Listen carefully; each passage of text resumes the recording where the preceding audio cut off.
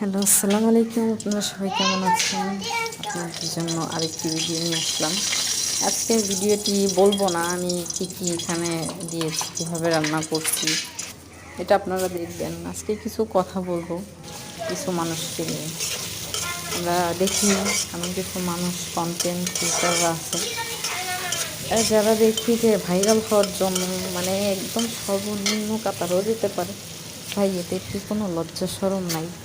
এই নাই দেখেই তো এরকম করে।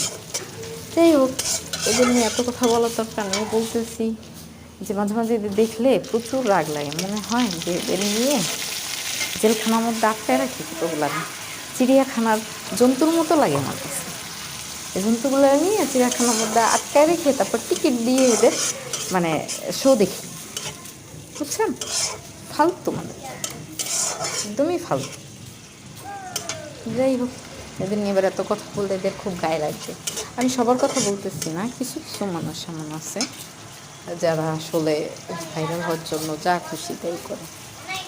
আমার এই পেজটা খুলছি সব করে জাস্ট আমার রান্নাগুলো মনে হয় যে না, আমি ভালো রান্না করতে পারি, ঠিক আছে? এই জন্য এই মানুষের মতো এই মশলা সেই মশলা প্রচুর মশলা দিয়ে রান্না করি না। আর এত মশলা আমার কাছে ভালোও লাগে না। আপনার রান্নার যদি মানে আইডিয়াটা ভালো থাকে বা আপনি ভালো রান্না করতে পারেন, তাহলে অনেক বেশি মশলা লাগবে না, আপনি অল্প মশলায় ভালো রান্না করতে পারবেন। মশলা বেশি দিলে